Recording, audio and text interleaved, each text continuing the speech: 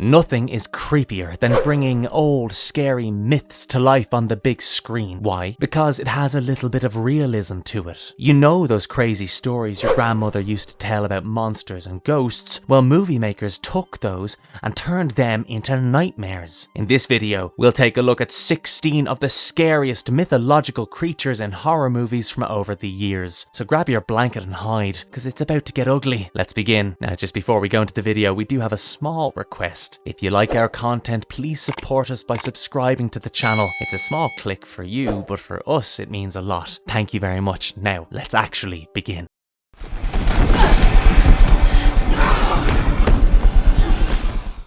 The Wendigo from Antlers 2021. Check this out. The Wendigo is a spirit of Algonquin folklore and an embodiment of starvation and cannibalism. In Antlers, the Wendigo takes on the form of a monstrous, skeletal figure with a never-ending hunger for human flesh, which is funny because it never goes out of shape. And here we are running 2 extra miles for that donut that we had for lunch yesterday. In Antlers, Lucas is a troubled and withdrawn child grappling with the disappearance of his father and the abusive nature of his mother. He hides a terrifying secret, a creature that lives beneath his skin, something that consumes him from the inside out. And what is this something? Well, you guessed it right, it's the Wendigo. Here the Wendigo is like a manifestation of greed and hatred. Pretty damn scary if you ask me.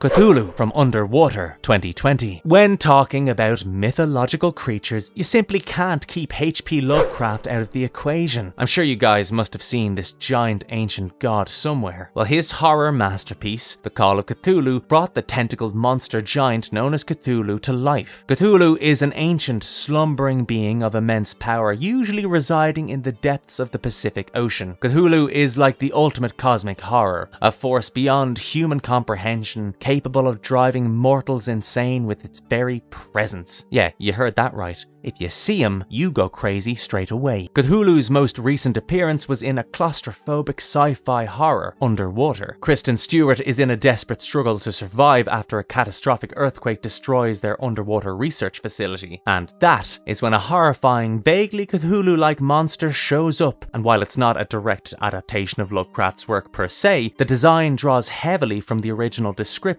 with its massive segmented body, terrifying teeth, and of course, many tentacles.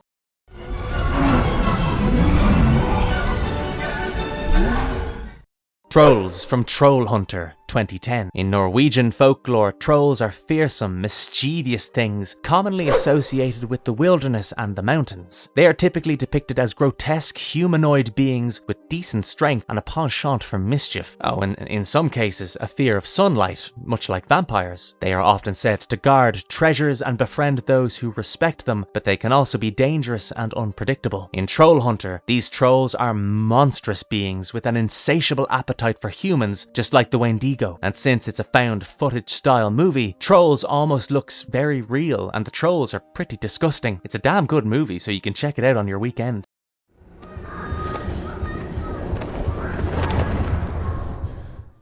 Jinn from Under the Shadow 2016. No, this isn't the kind of genie that's gonna grant you 3 wishes. Jinns, or genies, are spirits in Islamic mythology, and they're said to have magical powers. It's believed that they possess objects and places, and that they're capable of granting wishes or inflicting curses. Set against the backdrop of the Iran-Iraq War, Under the Shadow follows a mother and daughter trapped in their apartment during a bombing. Real-life anxieties of war seamlessly blend with the supernatural and create a rather uncomfortable atmosphere of paranoia. After this movie, you're gonna really miss Robin Williams out of Aladdin.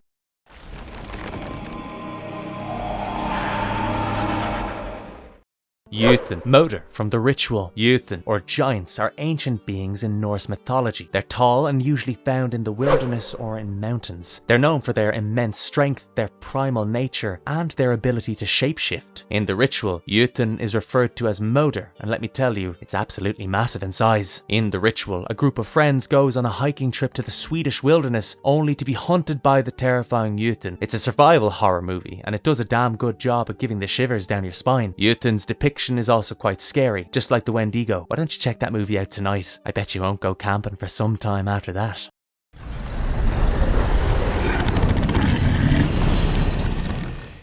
The Krampus from Krampus 2015. In European folklore, Krampus is the horned demonic counterpart of Santa Claus. He's associated with the Christmas season, but instead of delivering gifts, he punishes all the naughty children. So take note, kids, this guy is not Santa and he's definitely not here to deliver presents. Krampus is a hairy goat-like demon with horns, hooves and a long, sharp tongue. Taking a playful yet terrifying approach to Christmas lore, Krampus shows the darker side of the holiday season. When a family's festive mood is at its peak, they attract the wrath of Krampus, a demonic figure who punishes the naughty. I guess this movie is a perfect watch for Christmas with the family.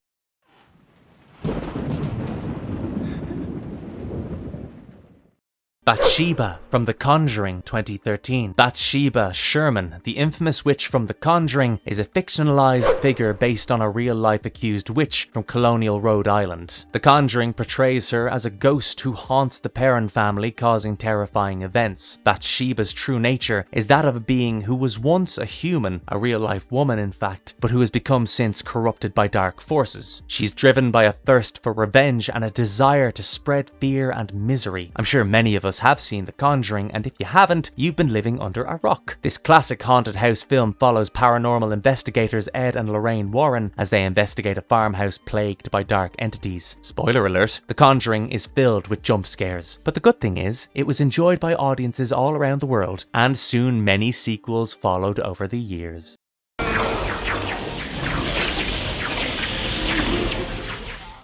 Leprechaun from the Leprechaun franchise. Leprechauns, let me tell you, are small, mischievous, human-like beings found in Irish folklore, known for their love of gold and their penchant for tricks, so they're a bit like goblins, you might say. These creatures are normally short, bearded men dressed in green, guarding pots of gold at the end of rainbows. So yeah, kinda like goblins, but don't get me wrong, these guys are nowhere near as cute. They're straight up murderous by some accounts. In the Leprechaun franchise, these mischievous little things are bloodthirsty, murderous rascals. The films had a slasher horror kind of approach, using the leprechaun's supernatural powers and ruthlessness to generate a sense of fear amongst children. But in recent media, they've grown to be much more hideous.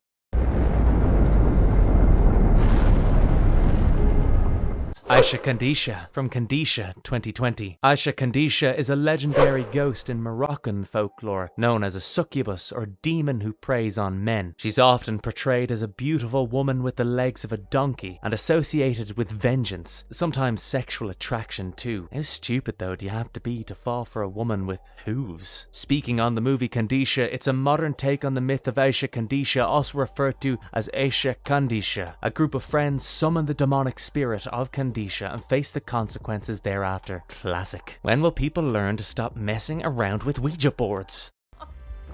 Oh, Louis! Payman from Hereditary 2018. Payman is a demon from the demonology of King Solomon, traditionally known for his wealth and knowledge. The king is considered to be capable of granting wishes, but at a great cost. In Hereditary, Payman actively tries to possess the Graham family, driving them to their demise. Payman's influence grows over time, and it's not a good sight. Hereditary won a lot of awards, and some individual performances are nothing short of an Oscar. It has to be on your watch list.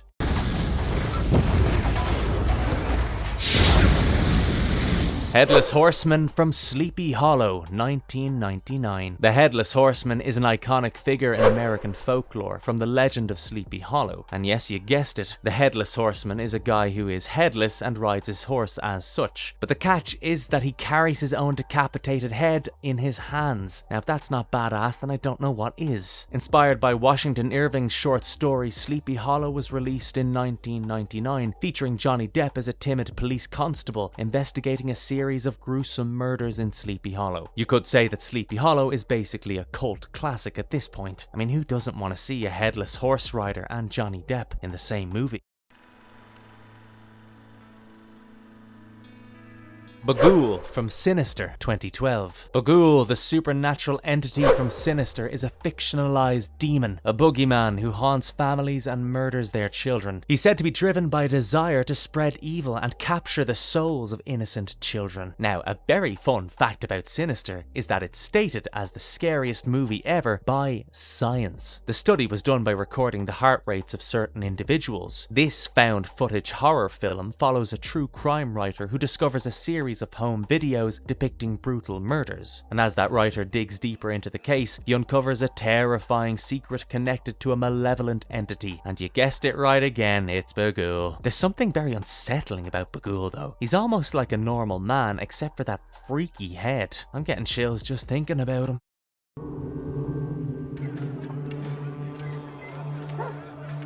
Anubis, from the Pyramid, 2014. Anubis, the jackal-headed god of the dead in ancient Egyptian mythology, is traditionally linked with funerary rituals and the afterlife. He's seen as a protector of the dead, guiding souls to the underworld and weighing their hearts against a feather. In the pyramid, a group of archaeologists exploring an ancient Egyptian pyramid are trapped and hunted by this terrifying god. Most of us already hate claustrophobic environments, and these archaeologists definitely hated every moment of their experience. On top of that, they had Anubis sneaking around after them.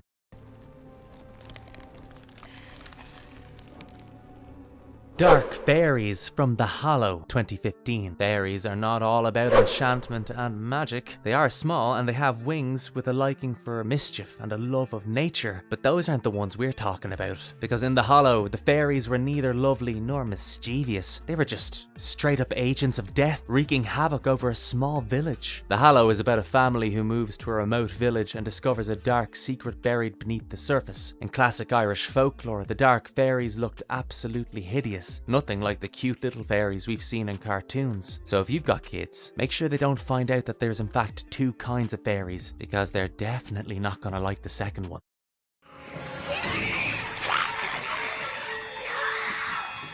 Homunculi, from Don't Be Afraid of the Dark, 2010. Homunculi, or should I say humanoid creatures, are a recurring element in many horror fiction. They're grotesque and usually deformed. You could say that they are created through unnatural means. In Don't Be Afraid of the Dark, a young girl, Bailey Madison, moves into a new house with her father and his girlfriend, where she comes across a group of homunculi hiding in the darkness. I swear I will just pass out if I see homunculi in real life. The Weeping Woman, from The Curse of Larona, 2019. Ah boy, I hope I pronounced her name correctly. According to a legend, Larona drowned her children in a fit of rage, but was later faced with incredible sorrow. From that point, she began wandering the world in search of other children to kidnap. Well, first of all, let's agree that she isn't a good mother whatsoever. She's ghostly, she wears a white gown, she has long flowing hair, and she has a mournful wail. So I gotta say, I'm just terrified of her looks too. And the bloody tears, oh my god, are they scary. She was seen in The Curse of Larona, where a social worker encounters the vengeful ghost of Larona, seeking revenge on other mothers. The film's combination of classic horror tropes and Mexican folklore creates a genuinely terrifying experience.